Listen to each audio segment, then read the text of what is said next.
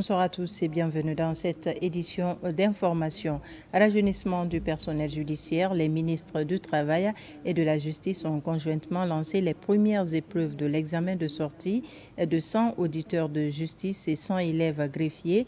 Cette phase intervient après une année de formation théorique et pratique au centre de formation judiciaire. Tierno Younoussaba pour plus d'informations. Ils sont futurs magistrats et greffiers. Ces professionnels de la justice bouclent une formation de 2 ans, dont une année en pratique judiciaire. Recrutés en 2023, à l'issue d'un concours, ces auditeurs de justice et élèves greffiers affrontent les dernières épreuves avant de devenir de véritables animateurs des cours et tribunaux. C'est le passage obligé pour tout magistrat avant de devenir magistrat titulaire et pour tout greffier avant de devenir greffier titulaire. Parce qu'après aujourd'hui et demain, c'est sur 2 jours et ça sera sanctionné par un classement qui va déterminer le rang de chaque candidat magistrat et de chaque candidat greffier. À l'issue de cet examen de sortie, les admis vont officiellement intégrer les professions de magistrats et greffiers, 2 corps devenus vieillissants, fortement affectés par le départ massif à la retraite ces dernières années. Par ces recrutements, le ministère de la Justice compte rajeunir l'arène judiciaire en vue de résorber le déficit en personnel. Nous sommes à un tournant très décisif, marqué par le rajeunissement de notre administration publique. Le rajeunissement de l'administration judiciaire est un enjeu majeur. Nous sommes aussi à un tournant majeur marqué par la satisfaction des besoins en termes de personnel dans nos tribunaux et nos différentes organisations judiciaires du pays. Dès l'aube du 5 septembre 2021, à sa toute première adresse à son peuple, le président de la République a indiqué tout de suite la place qui est celle de la justice, en la qualifiant de boussole. J'aime le dire et le répéter souvent, ce n'est ni un slogan populiste, ni un vain mot, mais c'est la traduction d'une vision concrète dans le cadre du développement de notre pays. Alors cette boussole doit être guidée par des hommes hautement qualifiés. Pour impulser la transparence dans cet examen, le Centre de formation judiciaire a constitué 2 jurys dirigés par des éminents magistrats et greffiers. L'administration générale du guichet unique du commerce extérieur de Guinée vient de bénéficier de l'accompagnement de ses partenaires. Il s'agit de la formation de 15 jeunes en ingénierie logicielle. C'est une initiative du groupe Web Fontaine en collaboration avec l'Académie de formation SourceMind. À la remise des satisfecit, le ministre du Budget a loué les efforts des partenaires. Les images de Candesila sont commentées par Saint-Martin Francinadouno. Conformément aux engagements de la concession du guichet unique du commerce extérieur de Guinée, le groupe Web Fontaine, en partenariat avec l'Académie de formation SourceMind, célèbre la réussite de la première cohorte de 15 diplômés sur 18 inscrits de son programme de formation en ingénierie logicielle. Cette cérémonie de remise de diplôme marque l'aboutissement d'un voyage. L'objectif de cette formation était de vous fournir des compétences nécessaires pour être des acteurs de ce changement, pour intégrer les technologies numériques dans la gestion des processus administratifs et pour contribuer à la transformation numérique de nos institutions. On travaille en Guinée depuis plusieurs années et c'est de notre devoir de pouvoir former des gens qui pourront non seulement gérer le guichet unique du commerce extérieur de Guinée, mais également aider l'administration, le privé, des jeunes qui pourront créer des sociétés et se lancer, enfin développer tout ce qui est digitalisation en Guinée. Pendant la période de formation, les experts du groupe Web Fontaine ont développé des modules tels que des systèmes de gestion de l'apprentissage, des plateformes RH et des outils de gestion commerciale. Aujourd'hui, loin d'avoir un papier sous la main, c'est le fait pour moi de contribuer activement à l'évolution de l'écosystème technologique de mon État. Ça, c'est le premier volet. Deuxième volet, c'est quoi? C'est le fait pour moi d'être un ingénieur diplômé nativement d'ici et contribuer logiquement à développer des solutions qui seront utilisées par les locaux ici. Grâce à cette jeunesse que nous formons, nous n'aurons plus besoin de cela.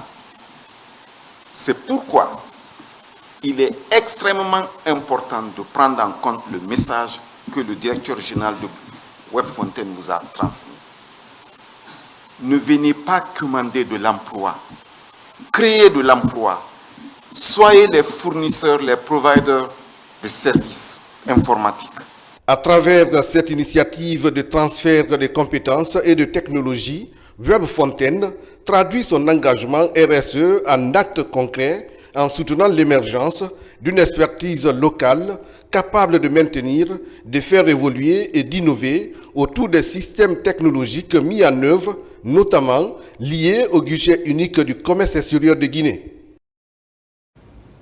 Une conférence islamique s'est tenue au chapiteau Baye Issa. Elle a été animée par Sourail Keïta, président de la Commission des Affaires étrangères au Conseil national de transition.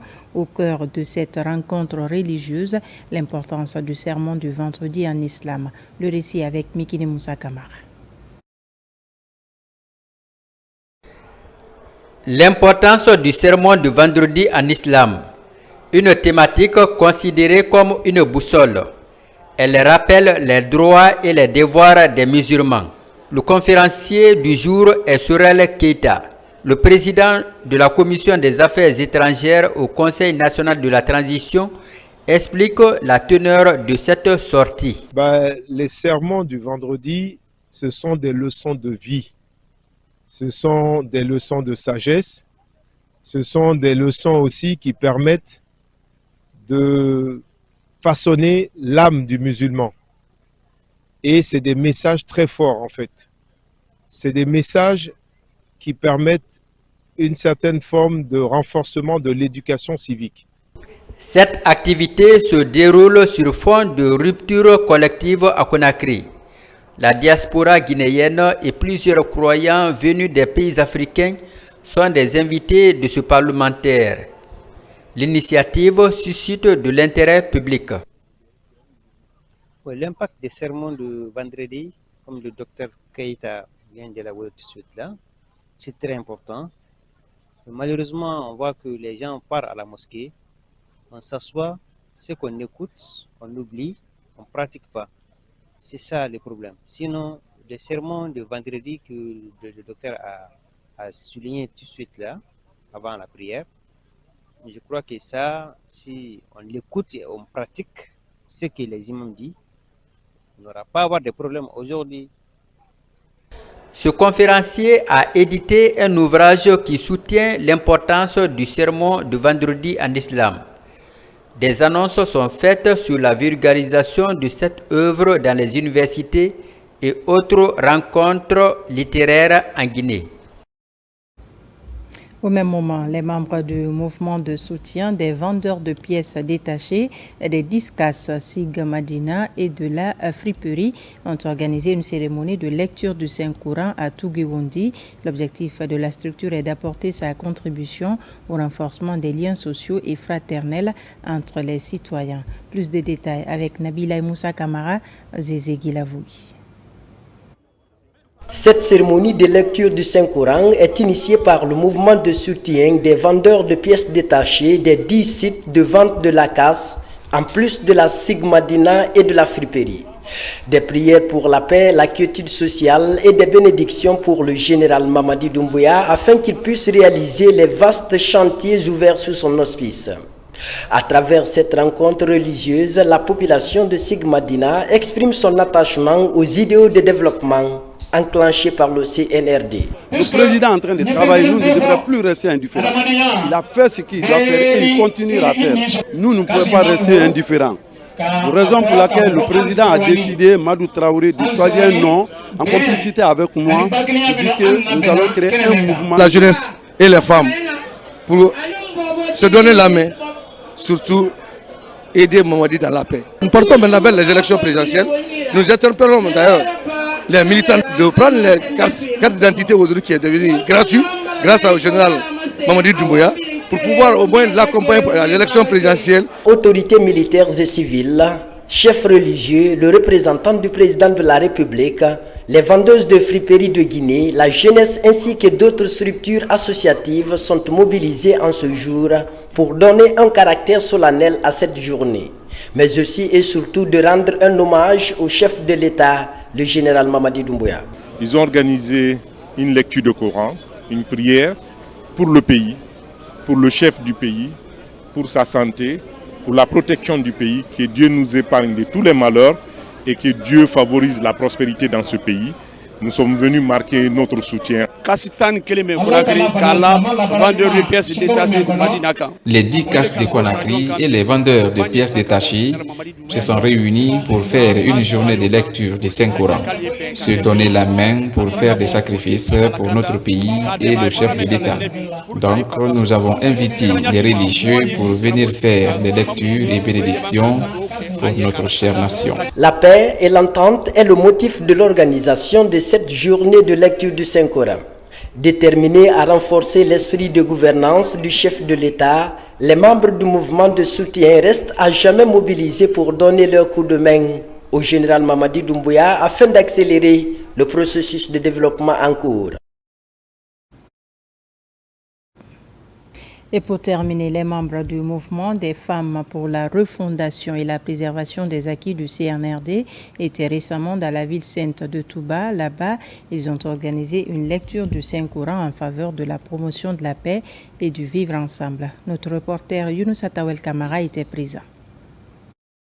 Ces derniers temps, les membres du mouvement des femmes pour la refondation et la protection des acquis du CNRD multiplient des prières et bénédictions pour la paix et la quiétude sociale en Guinée.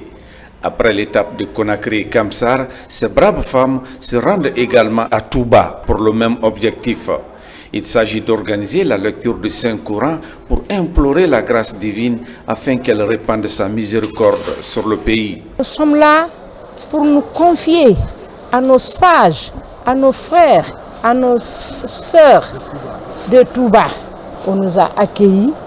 Vraiment, on est dans les bonnes mains ici. Je bénis tous les Guinéens et la Guinée et les fils guinéens partout où ils sont. Durant 2 jours, les religieux de cette ville sainte ont lu plusieurs fois le Coran tout en formulant des prières et bénédictions pour la paix et le vivre ensemble dans le pays, mais aussi pour le président de la République, le général Mamadi Doumbouya. Si c'est les prières, c'est de prier pour le développement et l'épanouissement du pays et la paix qui règne actuellement sur le territoire grâce à tous les efforts qui sont en train d'être fournis. Alhamdulillah rabbil alamin kabrin nata kuno na lailatul qadr ki janne na dua ki janne dua keta hata kunu so ta hambe jamina dua be kala tuba jambe mamadi ko be mutarin kemola. Depuis que ces femmes sont venues, nous avons commencé la cérémonie de lecture du Saint-Coran pour la paix. C'est une bonne initiative. Ici, tous les citoyens de Touba soutiennent le général président Mamadi Doumbouya. Ces femmes qui contribuent à leur manière à la promotion de la paix et la quiétude sociale en Guinée par le biais de la lecture du Saint-Coran comptent se rendre très prochainement dans d'autres localités du pays. Voilà qui m'a fait à ce journal. Merci de nous avoir reçus chez vous. L'actualité se poursuit sur notre site le www.rtgguinée.info. On se retrouve demain pour d'autres informations de la Guinée, notre paradis, terre de richesse et d'innovation. Bonsoir.